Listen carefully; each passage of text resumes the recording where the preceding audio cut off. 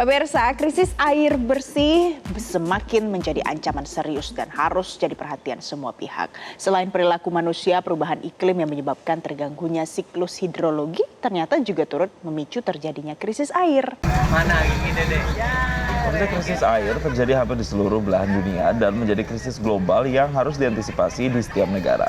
Tidak hanya negara berkembang, negara maju pun harus menghadapi ancaman krisis air dan menyiapkan antisipasinya dengan baik.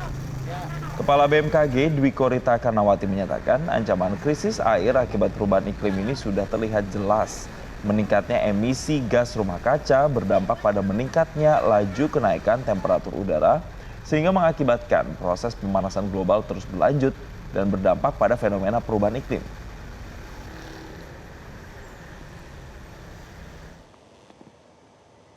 Dan pemirsa, cuaca ekstrim juga memicu kekeringan di sejumlah daerah hingga mengakibatkan cadangan air tanah menipis. Jika tidak diantisipasi dengan baik, ke depan bukan tidak mungkin warga dunia akan kesulitan mendapatkan air bersih. Butuh kerjasama antar negara untuk bersama-sama mencegah potensi krisis air, termasuk dengan menjaga pola hidup yang ramah pada alam.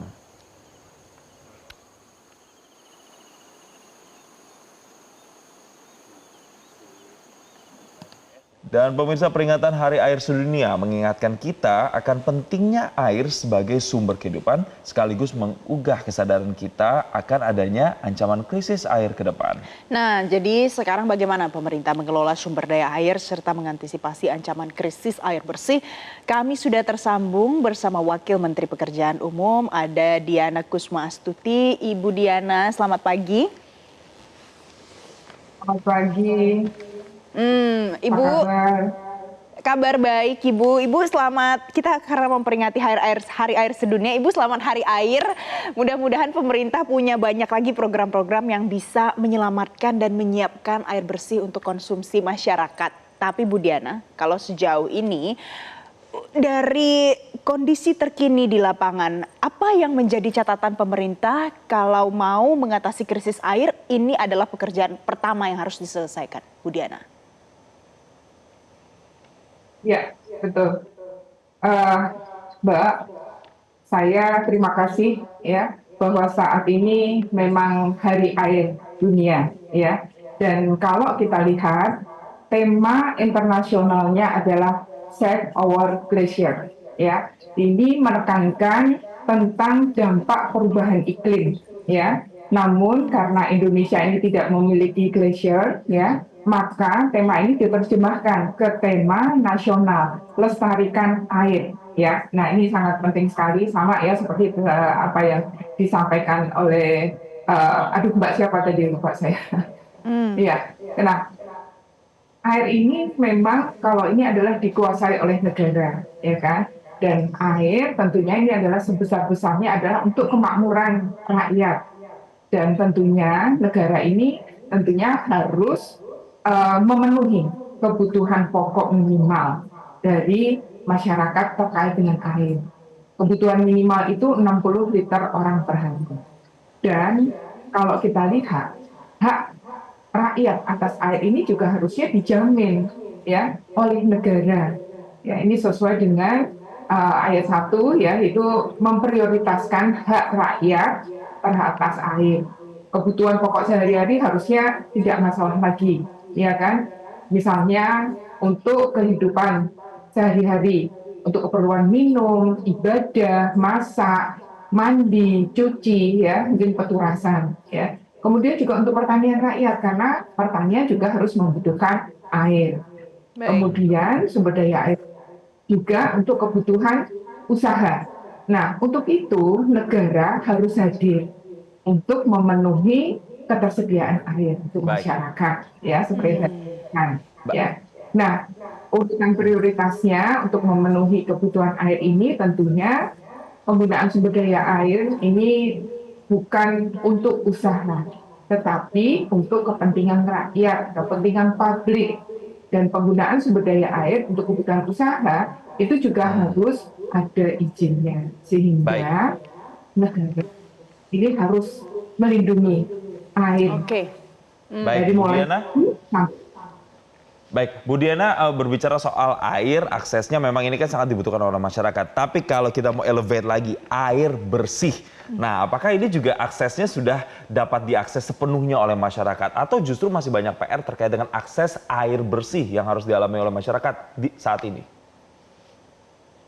Nah, kita harus tahu dulu sebenarnya ya, air bersih itu apa? Air bersih ini bisa kita peroleh misalnya dari air tanah, air sumur, air permukaan ya. Ada mata air, ada dari sungai, dari danau, kemudian juga ada air hujan, air laut ya. Nah, air-air sumber ini harusnya bisa dimanfaatkan untuk air minum ya. Baik yang dilalui dengan proses pengolahan atau yang tidak ya. Tentunya pengolahannya juga harus tepat. Nah, salah satunya ini adalah pengolahan instalasi pengolahan air minum ya. Ini yang selalu kita bangun di beberapa daerah sehingga air tersebut aman dan layak untuk diminum.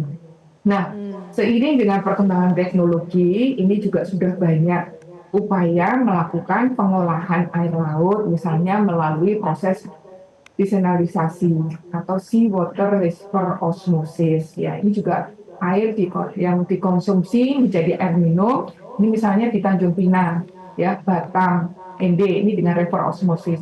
Bahkan di beberapa negara ini juga sumber air yang terbatas seperti Singapura itu juga mulai menggunakan terapan-terapan teknologi air bauran, ya, yaitu mendaur ulang air buangan menjadi air minum. Ya, kan kalau air susah kita bisa dapatkan air. Prinsipnya ini harus penuhi penyediaan air minum ini harus ada 4K. Ya, 4K ini mungkin harus tahu ya, ini aturannya dari Menteri Kesehatan. Kuantitasnya yang harus cukup, standar pemenuhan kebutuhan minimalnya, kontinuitasnya harus 24 jam, ya, keterjangkauannya dari sisi aksesibilitasnya dan juga masalah akses dan harganya. Itu kira-kira pemerintah terkait dengan masalah. Bu Diana, ada satu lagi yang menarik untuk dibahas di Hari Air ini. Karena Indonesia itu kan salah satu sumber air tentu juga datang dari sungai. Ada lebih dari 6.000 sungai di Indonesia, tapi permasalahannya semuanya hampir sama soal pencemaran. Apa upaya pemerintah, mungkin langkah awal supaya pencemaran ini bisa diperbaiki mulai dari sekarang? Mbak, memang air itu asalnya dari sungai. Dan sungai ini tentunya dari berbagai macam ya sumbernya, mungkin dari buangan-buangan, mungkin dari ini ya. Makanya kita juga harus menjaga sungai-sungai itu sebagai air bakunya, ya. Makanya sungai itu harus dijaga dari sampah, dari limbahnya, ya. Nah, untuk hal ini maka kita juga harus menjaga kelestarian dari sumber air ini. Nah, pemerintah ini telah mengamanatkan penerapan rencana pengamanan air minum. Ini suatu usaha untuk menerapkan sistem manajemen risiko yang tersistematis mulai dari hulu hingga hilir. Ya, nah Airpump ini juga diamanatkan untuk mengimplementasikan oleh seluruh penyelenggara dari sistem penyediaan air minum. Ini juga sudah masuk dalam rencana pembangunan jangka menengah nasional 2025-2029. Nah, kita juga harus bagaimana implementasinya ini juga membantu memastikan ya dari hulu ke hilir sumber air baku, dan ini tantangannya juga banyak, pencemaran juga banyak, sampah juga banyak, perubahan iklim juga tantangannya ya. Dan kita harus melibatkan semua stakeholder, tidak bisa hanya pemerintah pusat saja, pemerintah provinsi, kabupaten, kota, Kementerian Lingkungan Hidup, stakeholder lainnya. Kita harus berkolaborasi memastikan sumber daya air ini tentunya dapat berkelanjutan. Sampah juga jangan hanya dibuang ke sungai aja, limbah-limbah yang kotor-kotor jangan hanya dilimbah ke sungai. Nah, yang ke sungai itu harusnya sudah sesuai dengan baku mutunya. Nah, ini yang mesti harus dijaga. Sanitasi, air baku, dan juga air sungai, ya, ini merupakan satu siklus yang harus kita jaga. Semuanya harus sesuai dengan baku mutu, sehingga kalau kita minum, kita tetap aman. Waduh, ternyata masih banyak ya Ibu ya, PR-PR yang harus diselesaikan, mulai sanitasi, kemudian ada pemberian sungai, sampah-sampah itu juga berkaitan dengan bagaimana memberikan layanan akses air bersih untuk masyarakat. Terima kasih Wakil Menteri PU Diana Kusumastuti telah memberikan pencerahannya bersama kami di Selamat Pagi Indonesia. Terima kasih Bu Diana. Jelajahi cara baru mendapatkan informasi. Download Metro TV Extend sekarang.